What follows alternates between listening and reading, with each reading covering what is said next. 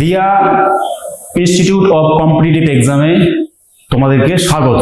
আমি গণেশ পাল, এসএলএসটির বাংলা ক্লাসে আমাদের আজকের বিষয় স্বরসন্ধি। ব্যাকরণের অধ্যায়গুলিকে খুব যত্ন করে এবং বুঝে না পড়লে কনসেপচুয়াল যে কোয়েশ্চেনগুলো আসবে সেই কনসেপচুয়াল কোয়েশ্চেনগুলো আমরা আনসার করতে পারবো না। স্বাভাবিকভাবেই ব্যাকরণের প্রত্যেকটি অধ্যায়কে এই ক্লাসের মধ্যে দিয়ে তোমাদের ধরে ধরে শেখানো হবে এবং অনুশীলন করানো হবে, যাতে ব্যাকরণ অংশ থেকে সম্পূর্ণ নম্বর তুলে আনা যায়। স্বরসন্ধির ক্লাসে প্রথমত আমরা দেখে নেব যে তার কতগুলো নিয়ম রয়েছে এবং সেই নিয়মের সাপেক্ষে কোন কোন শব্দ আমাদের বাংলা ভাষাতে এক্সিস্ট করছে। আসলে শব্দগুলো নিয়মের সাপেক্ষে এক্সিস্ট করছে নয়, শব্দগুলোর সাপেক্ষে আমাদের নিয়মটা এক্সিস্ট করে। এটা বুঝতে হবে যে সন্ধিতে এটাকে একটা বলা হয় আরোহী পদ্ধতি, আমরা জানি, যেখানে উদাহরণগুলোর সাপেক্ষে একটা সূত্র আমরা নির্মাণ করেছি। আমরা মানে ব্যাকরণবিদরা নির্মাণ করেছেন। উদাহরণগুলোর রেসপেক্টে সূত্র নির্মিত হয়েছে, সূত্রের রেসপেক্টে উদাহরণ নির্মিত বা তৈরি হয়নি। আমরা সন্ধিটাকে ঠিক সেভাবেই, যেভাবে আরোহী পদ্ধতি অনুযায়ী সন্ধি বোঝা উচিত সেইভাবেই বোঝার চেষ্টা করব। স্বাভাবিকভাবেই আমাদের প্রথমে দেখতে হবে একগুচ্ছ শব্দ, যে শব্দগুলো একটা নির্দিষ্ট কাঠামোর ওপর দাঁড়িয়ে রয়েছে। সেই কাঠামোর সাপেক্ষে সেই শব্দগুলোকে একটা সিদ্ধান্ত বা মন্তব্যে বাঁধা যেতে পারে। ওই সিদ্ধান্ত বা মন্তব্যগুলি হচ্ছে সূত্র। তার আগে কতগুলো জিনিস একটু দেখে নেওয়া উচিত সন্ধি করতে গেলে প্রাথমিকভাবে। যেহেতু বিষয়টি হচ্ছে স্বরসন্ধি, সেই জন্য আমরা অবশ্যই দেখে নেব যে স্বরসন্ধির মধ্যে শুধুমাত্র স্বরবর্ণের সম্পর্ক থাকে, স্বরবর্ণেরই সম্পর্ক থাকবে, স্বরবর্ণের সঙ্গে স্বরবর্ণেরই সন্ধি হবে। এবং সন্ধি কথার অর্থ হচ্ছে মিলন, সন্ধি কথার অর্থ হচ্ছে মিলন, এবং সন্ধি শব্দের বিপরীত শব্দ হচ্ছে বিচ্ছেদ।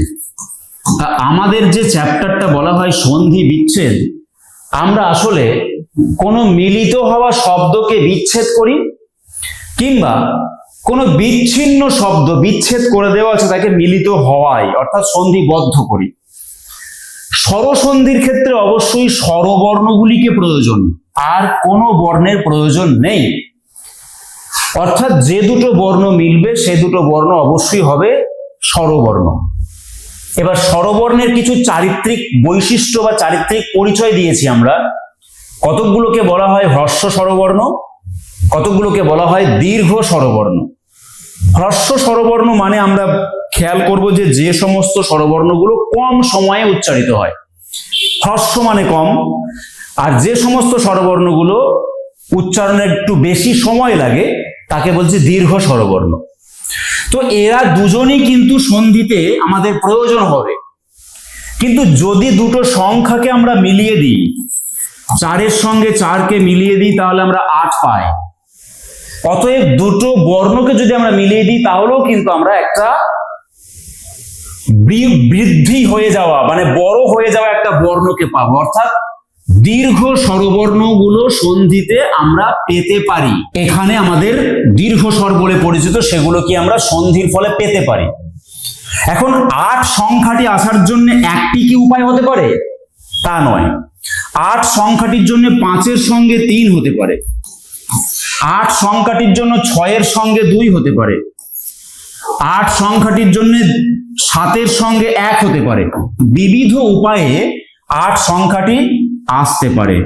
ঠিক একইভাবে আমরা দেখে নেব কতগুলো শব্দ আলোচনা করে যেখানে আমরা শব্দগুলোতে আ বর্ণটি দেখতে পাই, এবং সেই আ বর্ণটি হবার জন্য যেমন 8 হবার জন্য একাধিক উপায় থাকতে পারে, আ বর্ণটি হবার জন্য একাধিক উপায় আমরা দেখতে পাবো, কিন্তু সেগুলো শব্দের এক্সিস্টেন্সি ওয়াইজ আমরা দেখব। আমাদের ভাষাতে সেই শব্দগুলো আছে, কিন্তু সেই শব্দগুলোতে আ বর্ণটি সন্ধির ফলে হয়েছে এবং সেটা ব্যবহার হয়েছে। এখানে হচ্ছে আমরা একটা শব্দ দেখছি যে রামায়ণ। তাহলে একটা কথা বলা ভালো, সন্ধি মানে কিন্তু বর্ণের সঙ্গে বর্ণের মিলন, এটুকুই শেষ নয়। সন্ধি মানে কিন্তু বর্ণের সঙ্গে বর্ণের মিলন, তো আবার একটা নতুন বর্ণ সৃষ্টি হতে পারে। তো আমরা দেখে নিই, রামায়ণ শব্দের মধ্যে যে দুটো অ মিলিত হয়েছে এখানে, এই যে অ যোগ অ, অয়ন শব্দ শুরু হচ্ছে অ দিয়ে, আর রাম শব্দটি শেষ হচ্ছে অ দিয়ে। এটা একটু বুঝতে হবে যে রাম শব্দটি নিশ্চয়ই যদি থাকতো রয়াকার ময়ে হর্ষৌ রামু, তাহলে আমি বলতে পারতাম না যে রাম শব্দটি শুরু হচ্ছে অ দিয়ে, শেষ হচ্ছে অ দিয়ে। রাম শব্দটি তখন বলতাম যে শেষ হচ্ছে হর্ষৌ দিয়ে, অর্থাৎ রামু শব্দটি শেষ হচ্ছে হর্ষৌ দিয়ে। কিংবা যদি থাকতো রয়াকার ময়াকার রামা, তো রামা শব্দটি শেষ হচ্ছে আ দিয়ে। অথচ রাম শব্দটি শেষ হচ্ছে ময়ের সঙ্গে কোনো কার বর্ণ নেই, মানে সেটি অযুক্ত আছে, এটা আমরা জেনে গেছি বা জানবো। অতএব এইখানে দুটো বর্ণ, দুটো অ এর মিলনে কিন্তু আ হচ্ছে, এবং এই আটি এর একটা কার চিহ্ন হয়। এই কার চিহ্নটি পূর্ব বর্ণে যুক্ত হয়েছে। পূর্ব বর্ণ মানে যোগের বাম দিকের বর্ণ, অর্থাৎ ময়ের সঙ্গে যুক্ত হবে, আর পরবর্ণ বলতে যোগের ডান দিকের বর্ণ। তাহলে আ যে বর্ণটি হলো, সেই আ বর্ণটি আ কার হিসাবে পূর্ব বর্ণে যুক্ত হয়ে রামায়ণ শব্দটি তৈরি হয়েছে। সেটা ময়ে আকার যে পেয়েছি আমরা, এই আকারটি হচ্ছে এই দুটো অয়ের সংমিশ্রণে তৈরি হওয়া আ বর্ণ, তার কার চিহ্ন রামায়ণ। এই যে ফ্যাক্টরটা আমরা দেখলাম, এই ফ্যাক্টর ওয়াইজ এই প্রত্যেকটা শব্দকে আমরা কিন্তু মিলিয়ে দিতে পারবো। হিমাদ্রি শব্দের মধ্যেও কিন্তু এই কন্টেন্টটাকে আমরা দেখতে পাবো। এই অযুক্ত অ সমান আ, এই কন্টেন্টকে আমরা কিন্তু হিমাদ্রি শব্দের মধ্যে দেখতে পাবো। কেননা হিম শব্দটি শেষ হচ্ছে অ দিয়ে, অদ্রি শব্দটি শুরু হচ্ছে অ দিয়ে। অতএব দুটো অ যদি মেলে তাহলে নিশ্চয়ই আ হবে, এবং সেই আটি কার রূপে যুক্ত হবে কার সঙ্গে? পূর্ব বর্ণের সঙ্গে। যোগ চিহ্নের বাম দিকের বর্ণকে বলা হয় পূর্ব বর্ণ, অর্থাৎ ময়ের সঙ্গে যুক্ত হবে এবং হয়েওছে। তাহলে রামায়ণ শব্দটি আমরা সন্ধি চিনি বা না চিনি, পড়ি বা না পড়ি, বুঝি বা না বুঝি, পড়াশোনা করা মানুষজন, পড়াশোনা না করা মানুষজন সবাই রামায়ণ শব্দটিকে ব্যবহার করে। কিন্তু আমরা যারা ব্যাকরণ চর্চা করছি তারা বোঝার চেষ্টা করছি যে রামায়ণ শব্দটি কার সঙ্গে কার মিলে হয়েছে এবং ব্যাকরণগত কি ফ্যাক্টর এখানে কাজ করছে। হিমাদ্রি শব্দ তো ঠিক তাই হয়েছে, রক্তাক্ত শব্দ তো আমরা তাই দেখতে পাচ্ছি। রক্তযুক্ত অক্ত, রক্ত শব্দ শেষ হচ্ছে অ দিয়ে এবং অক্ত শব্দ শুরু হচ্ছে অ দিয়ে। স্বাভাবিকভাবে দুটো অ মিলে আ এবং সেই আকার রূপে পূর্ব বর্ণের সঙ্গে বসেছে। তাহলে স্বদেশ যুক্ত অনুরাগ, এই শব্দটির উত্তর কি হবে? অবশ্যই স্বদেশ অনুরাগ, অবশ্যই স্বদেশ অনুরাগ। এই যে শব্দটি লিখলাম স্বদেশ অনুরাগ, তালবস্যের সঙ্গে যে আকারটি পেলাম সেই আকারটি এখানকার অ এবং এখানকার অ মিলে হয়েছে। দেখো কৃতযুক্ত অর্থ কৃতার্থ, কয়েরই তয়ে আকার থয়ে রে, কৃতার্থ শব্দের মধ্যেও কিন্তু যে আকারটা পেলাম সেই আকারটা অবশ্যই এখানকার অ এবং এখানকার অ মিলে হয়েছে। একইভাবে জ্ঞানাতীত তাই হবে। এই শব্দগুলোতে কি আমরা একটা সাধারণ বিষয়কে পর্যবেক্ষণ করলাম না? নিশ্চয়ই করলাম। কি করলাম? যে যোগ চিহ্নের বাম দিকেও অ আছে এবং যোগ চিহ্নের ডান দিকেও অ আছে এবং দুটো অ মিলে আ হয়েছে, যে আটা আকার রূপে যোগ চিহ্নের বাম দিকের বর্ণের সঙ্গে যুক্ত হয়েছে। এই যে বিষয়টা দেখলাম, এটাকে যখন আমরা একটি শব্দ, দুটি, তিনটি, চারটি, পাঁচটি, ছটি, এরকম করে 8টি, 10টি, 12টি শব্দের মধ্যে একই জিনিস দেখাতে পারছি, তখন তাকে বলছি যে তাহলে নিশ্চয়ই এটা একটা মন্তব্য বা বিবৃতি দেওয়া যেতে পারে যে দুটো অ মিলে আ হয়। এবারে এটা কি বলেছে? আরোহী পদ্ধতি। কেননা আমি একটার সাপেক্ষে কিন্তু বলতে পারিনি দুটো অ মিলে আ হয়, আমি কমপক্ষে 10টার সাপেক্ষে বললাম দুটো অ মিলে আ হয়, এবং আমি এখনো পর্যন্ত এমন কিছু দেখাতে পারলাম না যেখানে দুটো অ মিলে আ ছাড়া কিছু হয়েছে। অতএব দুটো অ মিলে যে আ হয় এটা আমরা অনেকের সামনে বলতে পারছি যুক্তির সঙ্গে। তো এটা একটা সূত্র ধরে নিতে পারি, কিন্তু সূত্র এইটুকুকে আমরা বলবো না। আরো কতগুলোকে আমরা শব্দ দেখছি যারা আগের ফ্যাক্টরগুলির সঙ্গে একটুখানি ভিন্ন উপায়ে তৈরি হয়েছে। আগে যেমন দুটো অ কে দেখেছিলাম, এখানে দেখছি দুটো আ। নিদ্রা শব্দ শেষ হচ্ছে আ দিয়ে, আচ্ছন্ন শব্দ শুরু হচ্ছে আ দিয়ে। স্বাভাবিকভাবেই দুটো আ মিলে তো আর আ এর স্কয়ার হবে না বা কিউব হবে না অঙ্কের মতো, বাংলাতে দীর্ঘ স্বরবর্ণটি থেকে যাবে। কাজেই এই প্রত্যেকটি শব্দ আমরা দেখব যে এই কন্টেন্টটা কিন্তু এই শব্দগুলোর মধ্যে কোয়ালিফাই করেছে। কি কন্টেন্ট? দুটো আ মিলে কিন্তু আ হয়। তাহলে বিদ্যালয় পর্যন্ত আমাদের করে দেওয়া রয়েছে। নেক্সট হবে যে পরীক্ষাগার, তাহলে ক রয়ে দীর্ঘই, কয়ে মূর্ধন্য ষয় আকার, গয়ে আকার র। পরীক্ষাগার শব্দের মধ্যে যে কয়ে মূর্ধন্য ষয় আ পেয়েছি, সেই আ হচ্ছে পরীক্ষা শব্দের শেষের আ, আগার শব্দের শুরুর আ। একই রকম ভাবে কল্পনা লোক, তাকে যদি আমরা শব্দটিকে লিখে ফেলি তাহলেও কিন্তু দন্তন্বয়ে আকারটা হচ্ছে সন্ধির ফলে প্রাপ্ত আকার। সন্ধিবদ্ধ যে কোনো শব্দের ক্ষেত্রে খেয়াল করতে হবে শব্দটির মধ্যে নতুনত্ব থাকবে, শব্দটির মধ্যে কিছু যোগ হবে, কিছু এসে জুড়ে বসবে, কারণ দুটো বর্ণের মিলন কিন্তু শুধু সন্ধি নয়, দুটো বর্ণের মিলে আর একটি বর্ণ উৎপন্ন হয়, সেটাও কিন্তু সন্ধির অন্তর্গত। তাহলে এই শব্দগুলো দেখে আমাদের কি মনে হলো? আগেরটা তো দেখে বলে মনে হয়েছিল যে দুটো অ মিলে আ হয়, এখন তো আমাদের দেখে মনে হচ্ছে দুটো আ মিলেও আ হয়। তাহলে এটাও তো একটা সত্যি, এটাও তো একটা সত্য মন্তব্য, সত্য বিবৃতি। তো এরপরে আমরা দেখছি বাংলা ভাষাতে আছে এমন কিছু শব্দ, এই শব্দগুলো কোনোটাই আমার নিজস্ব নয়, আমাদের নিজস্ব নয়, আমাদের ভাষার নিজস্ব সম্পদ। আমরা ব্যক্তিগতভাবে কেউ শব্দগুলোকে কিন্তু তৈরি করছি না, ভাষাতে এগুলো ছিল, আছে, থাকবে। আমরা শুধু শব্দগুলোকে নিয়ে কালচার করছি, এক একটা ক্যাটেগরিতে এগুলোকে সাজিয়ে দিয়েছি সন্ধি অধ্যায়টিকে বোঝার জন্য বা বোঝাবার জন্য। তাহলে হিমালয় শব্দটি কিন্তু আমাদের ভাষাতে আছে, কিন্তু হিমালয় শব্দটির যে কন্টেন্ট আমরা লক্ষ্য করছি সেটা হচ্ছে এটি, সেটি নিশ্চয়ই আগের গুলির থেকে আলাদা। হিমালয় শব্দটিকে আমরা এই তালিকায় বসাতে পারতাম না, কেননা হিমালয় শব্দটি যে কন্টেন্টের উপর দাঁড়িয়ে আছে আগের শব্দগুলো সেম কন্টেন্টের উপর দাঁড়িয়ে নেই। তাহলে হিমযুক্ত আলয়, এটা কিন্তু অযোগ আ, আসলে এই কন্টেন্টের উপর এই শব্দগুলো দাঁড়িয়ে আছে। বিবেকানন্দ, সিংহাসন, দেবালয়, জলাধার, এই কন্টেন্টের উপর দাঁড়িয়ে আছে। অযুক্ত আ সমান আ হতে পারে। পরবর্তী কতগুলো শব্দ যদি আমরা দেখি যেগুলো আমাদের বাংলা ভাষায় রয়েছে, সেগুলো হচ্ছে আ যুক্ত অ সমান আ। তাহলে পূজাযোগ অর্চনা, যথার্থ, তথাপি, মহিমান্বিত, কথামৃত, এই শব্দগুলোকে আমরা যদি দেখি, মহিমান্বিত, কথামৃত, এই শব্দগুলোকে আমরা কি দেখছি যে আর একটা ভিন্ন কন্টেন্টের উপর দাঁড়িয়ে রয়েছে।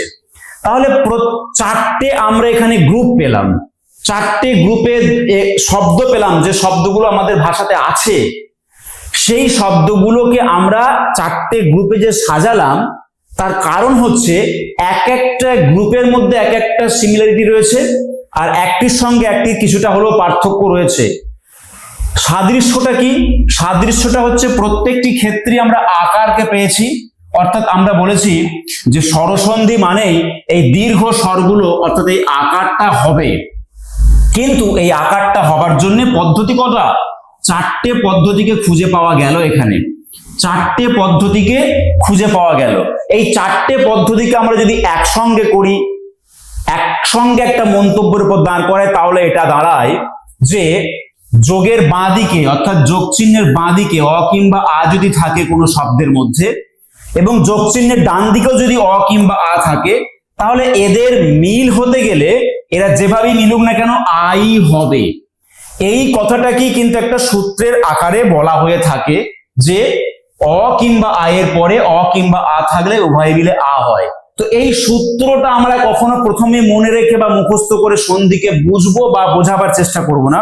আমরা সন্ধিকে বুঝবো বা বোঝাবার চেষ্টা করব অবশ্যই কেন এই সূত্রটির জায়গা আমরা পৌঁছালাম, কাদের সাপেক্ষে, কাদের সাহায্য নিয়ে আমরা এই সূত্রতে এলাম। আমি যে চারটে গ্রুপের শব্দকে আলোচনা করলাম, তাদের সাহায্য নিয়ে আমরা এই সূত্রতে আসতে পারি। একই রকম ভাবে আমরা দেখতে পাবো পরের গুলো প্রায় কিছুটা হলো এক রয়েছে। যেমন ধরো দীর্ঘ ই বর্ণটি একটা দীর্ঘ স্বর, কারণ আমরা এটাকে বলছি কি দীর্ঘ ই, আসলে এটা হচ্ছে দীর্ঘ ই, অর্থাৎ এই ইটা উচ্চারণ করার সময়তে তুলনামূলকভাবে বেশি সময় লাগে, তাই দীর্ঘ ই। তো দীর্ঘ ই হবার জন্য যেমন দুটো অয়ের ফলে আ হয়েছিল, তেমনি দুটো হর্ষয়ের ফলে দীর্ঘই হবে অবশ্যই। তো রবীন্দ্র, প্রতীতি, বারীন্দ্র এই শব্দগুলোতে কিন্তু দুটো হর্ষয়ের ফলে দীর্ঘই হয়েছে। যেহেতু আমাদের নির্দিষ্ট একটা শব্দের বানান ফিক্সড, বাড়ি শব্দকে আমরা কখনো কিন্তু রয়ে হর্ষই ব্যতীত রয়ে দীর্ঘই লিখতে পারবো না, তাই বয়াকার রয়ে হর্ষই, বাড়ি এবং ইন্দ্র শব্দের হর্ষই মিলে কিন্তু দীর্ঘই হয়েছে। এবং এখানে কি হচ্ছে অতীন্দ্রিয়, এই অতীন্দ্রিয় শব্দটির মধ্যেও কিন্তু আমরা দেখতে পাচ্ছি যে অতি শব্দটি শেষ হচ্ছে হর্ষই দিয়ে, ইন্দ্রিয় শুরু হচ্ছে হর্ষই দিয়ে, স্বাভাবিকভাবে দুটো হর্ষই মিলে দীর্ঘই হবে। এবং দীর্ঘইটি পূর্ব বর্ণে অর্থাৎ যোগের বাঁ দিকের বর্ণটিতে, এতক্ষণ যে হর্ষইকারকে নিয়েছিল সে এখন দীর্ঘইকার পেয়ে গেল। তাহলে একই রকম ভাবে দুটো দীর্ঘই মিলেও কিন্তু দীর্ঘইকার হতে পারে। যেমন পৃথ্বীযুক্ত ঈশ, ঈশ কথাটি বারবার আসবে। ঈশ কথাটির অর্থ হচ্ছে, ঈশ কথাটির অর্থ হচ্ছে ঈশ্বর বা বৃহৎ বা মহৎ, ঈশ্বর বা বৃহৎ বা মহৎ। এই অর্থে আমরা ঈশ কথাটিকে ব্যবহার করতে পারবো আমাদের সন্ধির অধ্যায়ে, বা এটি হচ্ছে এর অর্থ। যেমন আমরা যখন বলি যে গিরিশ, ঈশ্বর বা বৃহৎ বা মহৎ, এই অর্থ হবে ঈশের। তো দেখো ঈশ শব্দটি কিন্তু শুরু করতে হবে দীর্ঘই দিয়ে। আমরা যদি গায়ের জোরে মনে করি যে আমি ঈশটা হর্ষই দিয়ে বলবো, তাহলে কিন্তু নয়, কারণ প্রত্যেকটা শব্দেরই কিন্তু একটা নিজস্ব আইডেন্টিটি আছে। সেই অনুযায়ী আমি ব্যক্তিগতভাবে বানান পরিবর্তন করতে পারি না। আমি বলছি কি শিখবো এবং শেখাবো কেন, কথা হচ্ছে যে আমাদের রিটেন এক্সাম কোয়ালিফাই করার পরে কিন্তু আর একটা পর্ব রয়েছে, যে পর্বটা হচ্ছে আমাদের দক্ষতার পর্ব, শিক্ষণ দক্ষতা।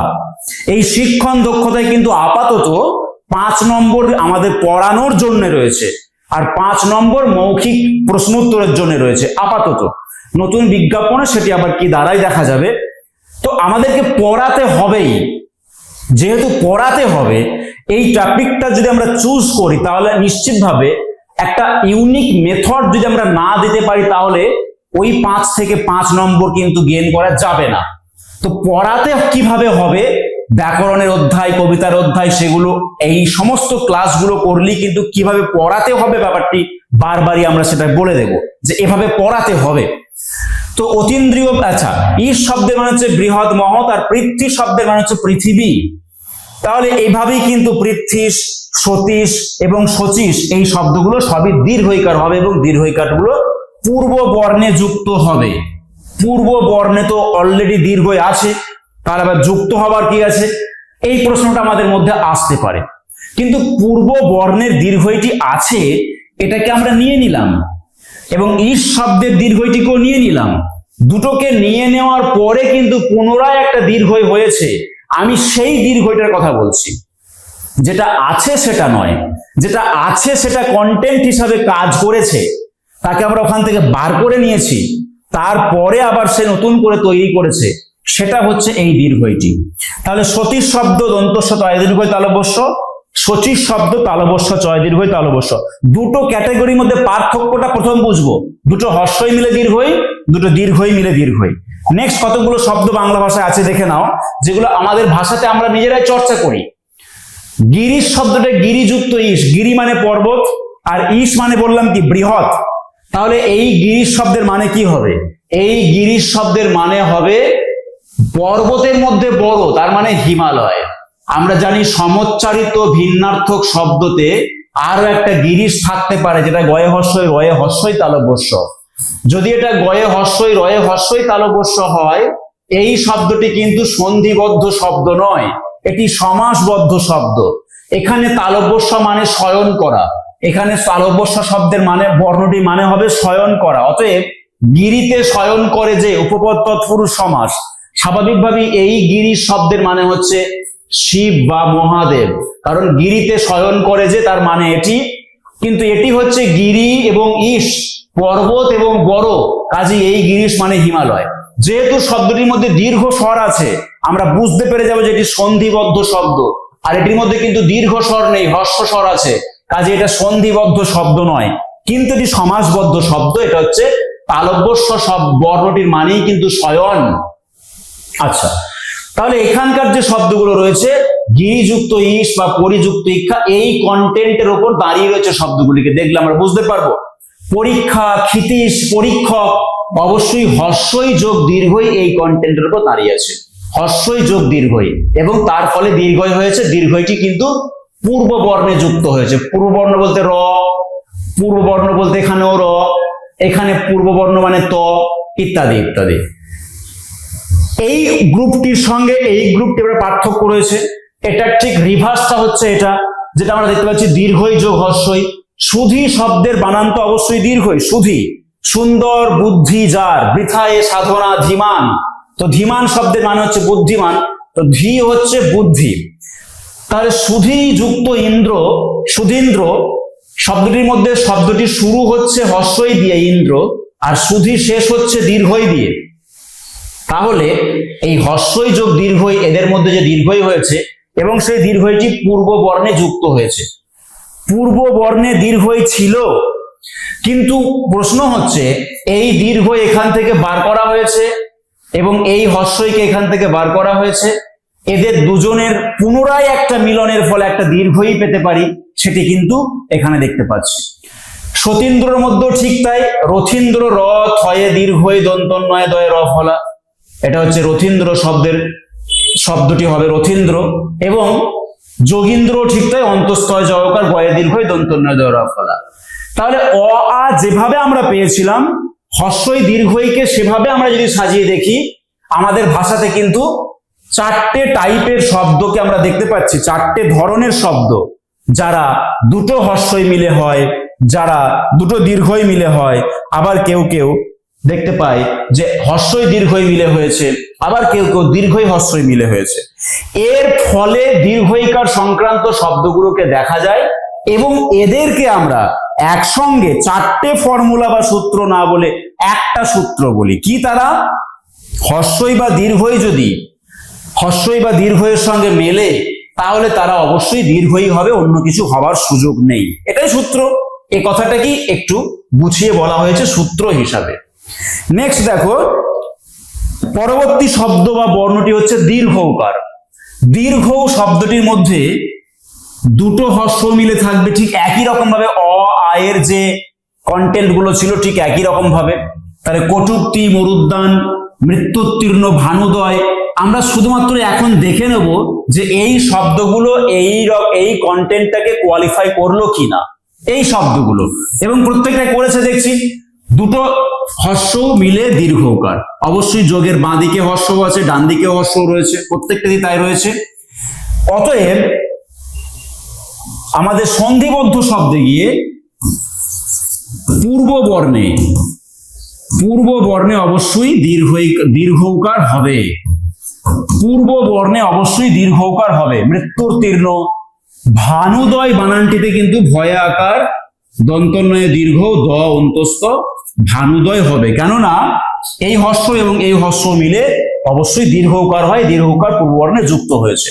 তাহলে দুটো হর্ষ মিলে দীর্ঘ এখানে দেখতে পেলাম। এখানে দেখতে পাচ্ছি দুটো দীর্ঘ মিলে কিন্তু দীর্ঘ। এবারে দেখো, দীর্ঘকার দিয়ে শব্দ সাধারণত খুব একটা শুরু হয় না। ঊর্ধ্ব, উষা বা উর্মি, এই দু তিনটি চারটি পাঁচটি শব্দ হয়তো ভাষা খুঁজলে বেরিয়ে আসবে যেগুলো দীর্ঘকার দিয়ে শুরু হয়। তো সব যারা শুরু হয় তারা আবার যে সন্ধিবদ্ধ শব্দ হবে তারও কোনো মানে নেই। কাজেই আমরা ঊর্ধ্ব শব্দ এবং উর্মি শব্দটিকে কিন্তু সন্ধির অধ্যায়ে খুঁজে পাচ্ছি। প্রথম কথা, ঊর্ধ্ব যে বানানটি বারবার দেখার পরও আমাদের ভুল হয়, এটা খেয়াল করতে হবে। দীর্ঘ ধয়ে বয়ে রেফ, কোনোভাবেই দয়ে ধয়ে রেফ নয়, দীর্ঘ ধয়ে বয়ে রেফ, এটা হচ্ছে ঊর্ধ্ব শব্দের বানান। আচ্ছা, তাহলে ভূযুক্ত ঊর্ধ্ব, ভূ শব্দটি শেষ হচ্ছে দীর্ঘকার দিয়ে, শুরু হচ্ছে ঊর্ধ্ব শব্দটি দীর্ঘকার দিয়ে, দুজন দীর্ঘকার মিললে অবশ্যই দীর্ঘ হবেই এবং সেই দীর্ঘটা পূর্ব বর্ণে রয়েই গেছে। স্বরজুর্মি অবশ্যই দন্তস্ব র অন্তস্তয়ে জয়ে রে অন্তস্তয়ে জয়ে দীর্ঘ ময়ে রে ফস্বই। উর্মি শব্দের মানে হচ্ছে ঢেউ। উর্মি শব্দের মানে হচ্ছে ঢেউ। তাহলে এই কন্টেন্ট একটা কি, দুটো হর্ষ মিলে দীর্ঘ, এখানে দুটো দীর্ঘ মিলে দীর্ঘ, এখানে দেখছি প্রথমটি হর্ষ পরেরটি দীর্ঘ, অর্থাৎ লঘু শব্দটি শেষ হচ্ছে হর্ষ দিয়ে, উর্মি শব্দটি শুরু হচ্ছে দীর্ঘ দিয়ে। কাজেই লঘুর্মি শব্দটির মধ্যে আমরা দেখতে পাচ্ছি যে হর্ষযুক্ত দীর্ঘ এইভাবে রয়েছে। তনুর্ধ্ব ঠিক তাই, সিন্ধূর্মিও ঠিক তাই। তাহলে দীর্ঘকার হওয়ার একটা ওয়ে নয়, একাধিক ওয়ে, এবং সেটা কি অনেক বেশি না, 4টে করে আমরা দেখতে পাচ্ছি, 4টে করে নির্দিষ্ট একটা কাঠামো দেখতে পাচ্ছি যেখানে 4টে উপায়ে এক একটা বর্ণ হতে পারে। তো এখানে দেখতে পাচ্ছি যে বধূযুক্ত উদয় বধূদয়, প্রথমটি শেষ হচ্ছে দীর্ঘ, পরেরটি শুরু হচ্ছে হর্ষ। বাংলা ভাষার শব্দ বাংলা ভাষাতে আছে, আমি আলোচনা করলেও আছে, না করলেও আছে, আমরা জানলেও আছে, না জানলেও আছে। তো বধূযুক্ত উক্তি কি হচ্ছে? বোধোক্তি। বধ হয় দীর্ঘ, কয়তয় হর্ষই বোধোক্তি। এই যে শব্দগুলো আমরা দেখতে পাচ্ছি সেটা হচ্ছে এই কন্টেন্টের উপর দাঁড়িয়ে রয়েছে। তাহলে দীর্ঘ হওয়ার জন্য কিন্তু ঠিক ওই অ আয়ের মতোই 4টে প্রক্রিয়া লাগতে পারে। এক হচ্ছে দুটো হর্ষ, দুটো দীর্ঘ, হর্ষ দীর্ঘ কিংবা দীর্ঘ হর্ষ। এই প্রত্যেকটি ছাঁচেই কিন্তু আমাদের ভাষাতে শব্দ আছে। শব্দগুলো আছে বলেই আমরা এই ছাঁচগুলোকে ছাঁচ হিসাবে তৈরি করেছি। শব্দগুলো আছে বলেই আমরা এই সূত্রগুলোর দিকে যেতে পারছি। শব্দগুলোকে শুধু আমরা বা ব্যাকরণ চর্চা যারা করছি বা ব্যাকরণবিদরা এক একটা ক্যাটাগরিতে ভাগ করে দিয়ে আমাদেরকে বোঝাচ্ছেন যে আমাদের ভাষাতে এই শব্দগুলো এই ছাঁচে, এই গ্রুপের শব্দগুলো এই ছাঁচে রয়েছে, সেটা শুধু বোঝার চেষ্টা করা হচ্ছে সন্ধির অধ্যায়ে। সন্ধির অধ্যায়ে আমরা কোনো শব্দ তৈরি করতে আসিনি, যা আছে তা আলোচনা করতে এসেছি মাত্র। পরবর্তী দেখো কি রয়েছে, এ একটা দীর্ঘস্বর, এ সন্ধির ফলে এ হয়েছে এমন কিছু শব্দ আমাদের বাংলা ভাষাতে আছে, যেমন স্বেচ্ছা। স্বেচ্ছা শব্দটি, পূর্ণেন্দু শব্দটি এই কন্টেন্টের উপর দাঁড়িয়ে রয়েছে। এই শব্দগুলো দাঁড়িয়ে রয়েছে এই কন্টেন্টের উপর। আমরা নিশ্চিতভাবে দেখতে পাচ্ছি এবার যে অযুক্ত হর্ষই মানে এ হয়েছে, প্রত্যেকটাতেই এ হয়েছে।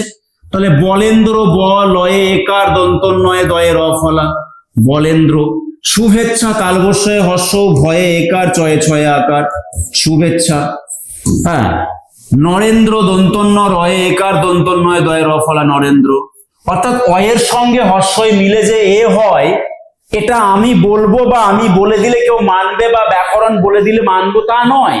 আমরা শব্দগুলোকে দেখে নিয়ে মানার চেষ্টা করব যে হ্যাঁ, অয়ের সঙ্গে এ মিলে এ হয়, অয়ের সঙ্গে হর্ষই মিলে এ হয়।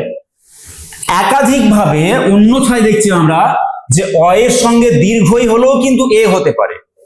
যেমন আমরা দেখো অপেক্ষা শব্দটি, গণেশ শব্দটি, দিনের শব্দটি এ হয়েছে, এবং এখানেও দিনের শব্দটি দুটো অর্থের আলাদা সমোচ্চারিত ভিন্নার্থক শব্দের মধ্যে যদি আমরা দেখি, দিনাশ মানে হচ্ছে সূর্য, প্রথমটি মানে হচ্ছে সূর্য। কারণ ঈশ মানে কি বলেছি, ঈশ মানে বললাম যে ঈশ্বর বা মহৎ বা বৃহৎ বা ভগবান। তো দিন কার ক্রেডিটে হয়? সূর্য উঠলেই কিন্তু দিন হয়, তা না হলে দিন বলে কিছু হয় না। তো দিন বলে দিনের জন্ম দেয় সূর্য। তো দিনেশ হচ্ছে দিনেরই সেই রকম একটা দিনের, আমরা বলতে পারি যে দিন তৈরি করে, সেটা হচ্ছে সূর্য। সেই জন্য দিনের শব্দের এই দিনেশটা হচ্ছে সূর্য, যেখানে দয়া হর্ষ দিন আছে। আর এই দিন মানে হচ্ছে দরিদ্র, কাজেই এই দিনের বন্ধু সেটা হচ্ছে দিনেশ, অর্থাৎ দরিদ্রের বন্ধু। অর্থাৎ দরিদ্রের বন্ধু একই ক্যাটাগরির শব্দ দুটোই, কিন্তু দুটো শব্দের তাৎপর্য আলাদা। এটাকে বলা হচ্ছে সমোচ্চারিত ভিন্নার্থক শব্দ বা হোমোগ্রাফ। একই রকম উচ্চারণ কিন্তু শব্দের অর্থ আলাদা। তাহলে চলে আসি আমরা এবার দেখো যে ঋষিকেশ। তো এই শব্দগুলোর মধ্যে অযুক্ত দীর্ঘই, তার ফলে এ হয়েছে। তাহলে নিশ্চয় আমরা স্বেচ্ছা শব্দটিকে এখানে রাখতে পারি না, রাখলে ঠিক হয় না। কেননা স্বেচ্ছা শব্দটির গঠনগত যে বৈশিষ্ট্য আর অপেক্ষা শব্দটির গঠনগত বৈশিষ্ট্যের মধ্যে পার্থক্য আছে, আবার মিলও আছে দুজনের মধ্যে। মিলটা কি? দুজনের ক্ষেত্রেই কিন্তু এ হয়েছে। কিন্তু পার্থক্যটাও দুজনের ক্ষেত্রে রয়েছে, সেটা খুব স্পষ্ট। পরবর্তী কতগুলো শব্দ দেখছি। যথেষ্ট, আয়ের সঙ্গে হর্ষই মিলে এ। সুধেন্দু, দন্তস্বয়ে হর্ষ, ধয়ে একার, দন্তন্বয়ে দয়ে হর্ষ। সুধেন্দু, আয়ের সঙ্গে হর্ষই মিলে এ। তাহলে অয়ের সঙ্গে হর্ষই মিলে যেমন এ হয়, অয়ের সঙ্গে দীর্ঘই মিলে এ হয়, আয়ের সঙ্গে হর্ষই মিলে এ হয়, এবং একই রকম ভাবে আয়ের সঙ্গে দীর্ঘই মিলেও এ হবে। তাহলে এ হবার জন্যও একটা সাধারণ একটা ছাঁচ আমরা দেখে নিলাম। অ কিংবা আ হর্ষই কিংবা দীর্ঘয়ের সঙ্গে যদি কোনোভাবে মেলার সুযোগ পায় তাহলে এ হয়েছে, এবং সেটি বলার আগে আমি দেখিয়ে দিয়েছি অ হর্ষের সঙ্গে মিলে এ হয়েছে, আ হর্ষের সঙ্গে মিলে এ হয়েছে, অ দীর্ঘয়ের সঙ্গে মিলে এ হয়েছে, এবং আ দীর্ঘয়ের সঙ্গে মিলে এ হয়েছে। তাহলে অ আ হর্ষই দীর্ঘই এরা মিললে এ হবে, এটা কিন্তু আমরা জোর দিয়ে বলতে পারি এবং সেটা বিশ্বাসযোগ্যতার দাবি রাখে। এবারে আমরা দেখতে পাচ্ছি ওই বর্ণটি। ওই বর্ণটি হতে গেলে আগে শব্দগুলোর দিকে তাকাবো। অবশ্যই আমাদের সূত্র উদ্দেশ্য নয় পড়া বা মুখস্থ করা, এবং এই ছাঁচটিও আমাদের প্রথমে জানাটা যুক্তিযুক্ত নয়। আমরা কতগুলো শব্দকে এখানে দেখাচ্ছি। জনযুক্ত এক, জনৈক। সর্বযুক্ত এব, সর্বৈব। এব মানে হচ্ছে এখন, সর্বযুক্ত এব, সর্বৈব। এই যে আমরা দেখতে পাচ্ছি দন্তস্ব বয়েরেফ ওই ব, দন্তস্ব বয়েরেফ ওই ব, সর্বৈব, বয়েরেফ ওই ব, সর্বৈব। এবং হিতৈষণা, হিত যুক্ত এষণা, তয়ের সঙ্গে ওই কাটতে হবে, কেননা পূর্ব বর্ণের সঙ্গে কিন্তু সন্ধির ফলে বর্ণটি যুক্ত হয়। হিতৈষণা পূর্ব বর্ণের সঙ্গে থাকবে। তাহলে জনৈক শব্দটির মানে কি? জনৈক বিজ্ঞানী মানে কোনো একজন, এখানে কিন্তু ঐক্য শব্দটি নেই, আছে এক। জনৈক শব্দটির মানে হচ্ছে কোনো একজন, তার জন্য জনযুক্ত এক বসালাম, আর একটা শুরু হয় এ দিয়ে।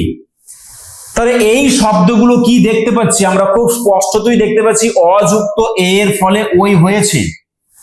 অতএব বলতে দ্বিধা নেই যে অযুক্ত এ মিলে ওই হয়, কেননা আমরা 1 থেকে 5টা 7টা 10টার মধ্যে দেখতে পাচ্ছি যে অযুক্ত এ মিলে ওই হয়। কিন্তু পরবর্তীটি দেখতে পাচ্ছি, পরক্ষণেই দেখছি যে অযুক্ত ওই মিলেও কিন্তু ওই হতে পারে। যেমন মতৈক্য, জনৈক্য এবং মতৈক্য শব্দ দুটি শুনতে একই রকম, উচ্চারণ একই রকম, কিন্তু শব্দ দুটির মধ্যে অবশ্যই ভিন্ন পরিবারের শব্দ। তারা এক পরিবারের শব্দ নয়। কেন তারা ভিন্ন পরিবারের শব্দ? জনৈক্য মানে জন যোগ এক, আর মতৈক্য মানে কিন্তু মত যোগ ঐক্য নয়। মত যোগ এক নয়, মত যোগ ঐক্য। তো মত যোগ এক হলে কিন্তু সেটা হয়ে যাবে মতেক, বার যোগ এক বারেক, মত যোগ এক মতেক, তা কিন্তু নয়, এটি মতৈক্য। অতএব এখানে ঐক্য বসতে বাধ্য। বিত্তৈশ্বর্য, ধনৈশ্বর্য, রাজৈশ্বর্য, এই শব্দগুলোতে সবই কিন্তু ওই বসেছে এবং পূর্ব বর্ণে ওই বসবে। অর্থাৎ ধনৈশ্বর্য শব্দের মধ্যে আমরা দেখতে পাবো যে ধ দন্তন্বয়ে ওই, পূর্ব বর্ণে ওই কারটা বসবে, এবং তালব্যস্বয়ে বয়ে, অন্তস্তয়ে জয়ে রেফ, ধনৈশ্বর্য। রাজা যুক্ত ঐশ্বর্য, এটা হবে রাজা যুক্ত ঐশ্বর্য। রাজযুক্ত ঐশ্বর্য শব্দটিকে আমাদের পরবর্তী কন্টেন্টে নিয়ে যাওয়াটা উচিত। রাজা যুক্ত ঐশ্বর্য এখানে থাকা উচিত শব্দটি, কারণ রাজযুক্ত নয়, রাজা, মূল শব্দটি হচ্ছে রাজা। অতএব এই শব্দটিকে আমরা ওখানে ব্যবহার করাটা উচিত ছিল। আচ্ছা, তাহলে অযুক্ত ওই মানে কিন্তু ওই হতে পারে, যেটার উদাহরণ হচ্ছে মতৈক্য, বিত্তৈশ্বর্য, ধনৈশ্বর্য ইত্যাদি ইত্যাদি। নেক্সট কতগুলো শব্দকে আমরা যদি দেখি, যে তথৈবচ, এটা খুব ভালো শব্দ, এর মধ্যে পরীক্ষার এর মধ্যে এটা পড়ে যে তথৈবচ। তাহলে তথৈবচ শব্দটি কিন্তু তথা আছে এবং এ বচ আছে, শেষ হচ্ছে আ দিয়ে, শুরু হচ্ছে এ দিয়ে। অতএব আ যুক্ত এ মানে যে ওই হয়েছে, সেই ওইটা কোথায় যুক্ত হয়েছে? পূর্ব বর্ণ মানে থয়ের সঙ্গে। এই যে থয়ের সঙ্গে ওই দেখতে পাচ্ছি। সদৈব এবং বসুধৈব, এটা ধয়ে ওই ব, অতএব এটা হবে ব দন্তস্বয়ে হর্ষই, হর্ষৌ, ধয়ে ঐকার ব, বসুধৈব। তো কিছু কিছু শব্দ হয়তো আমাদের কাছে একটু অচেনা বা কম জানা, কিন্তু কন্টেন্টটা বোঝার জন্য যথেষ্ট, যে আ যুক্ত এ মানে কিন্তু ওই হয়, আবার আ যুক্ত ওই মানেও কিন্তু ওই হয়েছে। মহৈশ্বর্য, মহৈরাবত ইত্যাদি শব্দগুলোতে কিন্তু আ যুক্ত ওই আছে। ঐরাবত অর্থাৎ ইন্দ্রের হস্তি। এক কথায় প্রকাশ, স্কুল সার্ভিস কমিশনে খুব একটা আসেনি, সিলেবাসেও নেই, আসেও না, কিন্তু বাগধারা বলে একটি অধ্যায়, বাগধারা বিষয়টি কিন্তু আমাদের সিলেবাসে নেই। বাগধারা বিষয়টি কিন্তু স্কুল সার্ভিস কমিশনের সিলেবাসে নেই, উল্লেখ করা নেই। আগে ছিল, 2016-এ কিন্তু বাগধারা বিষয়টি ছিল না। তা সত্ত্বেও বাগধারা থেকে প্রশ্ন কিন্তু 2016 সালে দিয়েছিল। পরীক্ষার প্রশ্নটা দেখলে মনে থাকবে যে পরীক্ষায় একটা প্রশ্ন দিয়েছিল চক্ষু দান করা তার মানে কি, শুধু বলেছিল চক্ষু দান করা, এই বাগধারাটার মানে কি। একটু বেছে বেছে এমন বাগধারা দিয়েছিল যে বাগধারাটার অপশনগুলো দেখলে ভুল উত্তর করার সম্ভাবনা থাকতে পারে। ঠিক একই রকম ভাবে কিছু কিছু ক্ষেত্রে কোনো এক কথায় প্রকাশ, কোনো অশুদ্ধি সংশোধন, কোনো বিপরীত শব্দ, কোনো সমার্থক শব্দ যে পরীক্ষায় দেবার অধিকার নেই তাদের, এটা আমরা বলতে পারি না। তো যাই হোক, আ যুক্ত ওই মানেও কিন্তু ওই হয়, এবং সেটা মিলিত হয়েছে, তার ফলে দেখা যাচ্ছে পূর্ব বর্ণে যুক্ত হয়েছে। দেখো এখানে হয়ের সঙ্গে ওই পেয়েছি, মহৈরাবত হয়ের সঙ্গে ওই পাবো, এইভাবে তৈরি হয়েছে ওই। তাহলে ওই হবার জন্য চারটে দলের শব্দকে আমরা দেখলাম। অযুক্ত এ, এর ফলে ওই, এখানে কতগুলো শব্দ দেখলাম। অযুক্ত ওই, তার ফলে ওই, এখানে কতগুলো শব্দ দেখলাম। তারপর দেখছি আযুক্ত এ, তার ফলে ওই, এখানে কতগুলো শব্দ দেখলাম। এবং আযুক্ত ওই, তার ফলে ওই, এখানে কতগুলো শব্দ দেখলাম। এই শব্দগুলোকে যদি আমরা এদের প্রত্যেকটির মধ্যে যে সাদৃশ্য খুঁজে পেলাম, সেই সাদৃশ্যের সাপেক্ষে একটা সূত্র বা মন্তব্য বা বিবৃতি তৈরি করা হয়। সেই মন্তব্য বা বিবৃতি হচ্ছে অ এর পরে কিংবা আ এর পরে, অর্থাৎ যোগের বাঁ দিকে অ কিংবা আ আছে, আর যোগের ডান দিকে এ কিংবা ওই আছে, তো তারা যেভাবেই মিলুক না কেন ওই হবে, এবং সেই ওই পূর্ববর্ণে যুক্ত হবে। এটা যে সূত্র এসেছে, সেই সূত্র অনেক পরে, শব্দগুলির সাপেক্ষে কিন্তু সূত্র এসেছে। শব্দগুলিকে দেখে আমরা নিজেরাই সেই সূত্রকে সমর্থন করতে পারবো। পরবর্তী কতগুলো শব্দ দেখো, যে ও, এই যে ও বর্ণটি, এটাও সন্ধির ফলে হচ্ছে, কারণ এটা একটা দীর্ঘস্বর। এবং সময় উপযোগী, রসোত্তীর্ণ, পুরুষোত্তম, সূর্যোদয়, নরোত্তম, এই শব্দগুলোর দিকে তাকালে দেখবো প্রত্যেকটি ক্ষেত্রেই প্রথম শব্দটি শেষ হবে অ দিয়ে, পরের শব্দটি শুরু হচ্ছে হর্ষ দিয়ে। প্রত্যেকটা ক্ষেত্রেই পাবো অ দিয়ে শেষ হচ্ছে এবং হর্ষ দিয়ে শুরু হচ্ছে পরেরটি। তাহলে অযুক্ত হর্ষ মানে ও হয়, এটা আগে আমরা জানতাম না, আমরা জেনেছি অনেক পরে। আমরা এই শব্দগুলোকে প্রথম স্টাডি করেছি, এই শব্দগুলোকে স্টাডি করার পরে আমরা এটাতে চোখে আমাদের ধরা পড়েছে যে অযুক্ত হর্ষ মানে কিন্তু ও হয়, এটা আমাদের চোখে ধরা পড়লো। তো রসোত্তীর্ণ বানান তাহলে নিশ্চয়ই আমাদের হয়ে যাবে এতক্ষণ। কি হতে পারে বানানটি? এটি রসোত্তীর্ণ। পুরুষোত্তম, ওকার কোথায় পাবো আমরা? ওকারটা কিন্তু বসবে মূর্ধন্যস্বয়ের সঙ্গে। পুরুষোত্তম ওকারটাকে আমরা দেব মূর্ধন্যস্বয়ের সঙ্গে। সূর্যোদয় ওকারটাকে আমরা দেব অন্তঃস্থয় জয়ের সঙ্গে, সূর্যোদয়।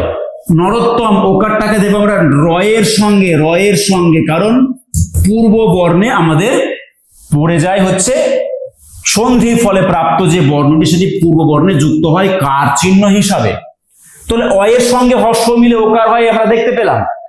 কিন্তু এটা শেষ নয়, ওকার হবার জন্য আরো কতগুলো শব্দ আমাদের সামনে হাজির করা হয়েছে, যাদের পদ্ধতি আলাদা কিন্তু রেজাল্ট এক। কথাযুক্ত উপকথন শেষ হচ্ছে আ দিয়ে, শুরু হচ্ছে ও দিয়ে, হর্ষ দিয়ে। তাহলে এখানেও কিন্তু সেই ও পেয়েছি, কিন্তু ও হবার জন্যে কাঁচামালটা আলাদা। এখানকার যেটা কাঁচামাল, এখানকার কাঁচামালটা আলাদা বা ভিন্ন। তাহলে আযুক্ত হর্ষ মানে কিন্তু ও, এখানে আযুক্ত হর্ষ মানে ও, যথোপযুক্ত, স্বাধীনতোত্তর, আযুক্ত হর্ষ মানে যে ও হয়েছে, এই প্রত্যেকটি শব্দ সেগুলিকে সমর্থন করছে। এগুলিকে সমর্থন করছে, মানে আমরা বলতে পারি আযুক্ত হর্ষ মানে ও হয়, অযুক্ত হর্ষ মানে ও হয়। কিন্তু এগুলোকে একসঙ্গে করব আমরা আরো কতগুলো ক্ষেত্রে ও হবার সম্ভাবনা আছে। যেমন ধরো চঞ্চল উর্মি, উর্মি শব্দের মানে বলেছিলাম ঢেউ, পর্বতোর্ধ্ব বা চলর্মি, এইগুলোতে যে আমরা ওকার পাবো সেই ওকারটা কিন্তু অ এর সঙ্গে দীর্ঘ, এর ফলে ও। এবং আরো একটা গ্রুপ আমরা দেখতে পাচ্ছি, যেখানে আমরা দেখতে পাচ্ছি কি যে মহর্মি, মহা মানে বড়, উর্মি মানে ঢেউ, আ দিয়ে শেষ হচ্ছে, দীর্ঘ দিয়ে শুরু হচ্ছে। নবঢা, নবঢা মানে নববধূ, নবঢা মানে নববধূ, কাজেই নবযুক্ত, এটা কিন্তু এই শব্দটি কি আমাদের কোথায় নিয়ে যাওয়া দরকার ছিল? নবযুক্ত উঢ়া, এই শব্দটি থাকবে হচ্ছে নবযুক্ত উঢ়া, এখানে থাকতে পারতো নবযুক্ত উঢ়া নবঢা, কারণ শব্দটি কখনো নবা হতে পারে না, শব্দটি কখনো নবা হতে পারে না, কারণ মূল শব্দ কখনো নবা নয়। কাজেই এই শব্দটি এই তালিকার বা এই পরিবারের শব্দ নয়, এই শব্দটি চলে যেতে পারতো কোথায়? চলে যাওয়া উচিত ছিল নবযুক্ত উঢ়া নবঢা এখানে। অতএব অ দিয়ে শেষ হচ্ছিল, উড়া দিয়ে শুরু হচ্ছিল, দীর্ঘ ঢয় শূন্য রয়কার উড়া। তো যাই হোক, আমরা দেখছি যে গঙ্গাযুক্ত উর্মি গঙ্গোর্মি, গঙ্গার ঢেউ, আ দিয়ে শেষ হচ্ছে, উর্মি দিয়ে শুরু হচ্ছে, দীর্ঘ দিয়ে শুরু হচ্ছে, এবং শব্দটির মধ্যে ওকার হবে, গ উময়ে গয়ে ওকার, ময়েরে ফস্যই গঙ্গোর্মি। তো গঙ্গোর্মি শব্দের মধ্যে যে ওটা আমরা পেয়েছি, সেই ওটা হচ্ছে এই যে ও দেখতে পেয়েছি, সেই ও এর কার, যা পূর্ব বর্ণে অর্থাৎ উময়ে গয়ের সঙ্গে বসেছে। এই যে চারটে দলকে আমরা দেখতে পেলাম, এই চারটে দলকে যদি আমরা মার্জ করি, একসঙ্গে বলার চেষ্টা করি, তাহলে যা বলা উচিত সেটা হচ্ছে যোগের বাঁ দিকে যদি অ কিংবা আ থাকে, যোগের ডান দিকে যদি হর্ষ কিংবা দীর্ঘ থাকে, তাহলে উভয় মিলে ও হতে পারে এবং সেই ওটা ও কার রূপে পূর্ব বর্ণে যুক্ত হবে। এই কথাটা বলার আগে এই চারটে দলকে আমরা অবশ্যই প্রমাণ করে দেখিয়েছি, চারটে দলকে দেখার পরেই কিন্তু আমরা এই কথাটাকে বলতে পেরেছি।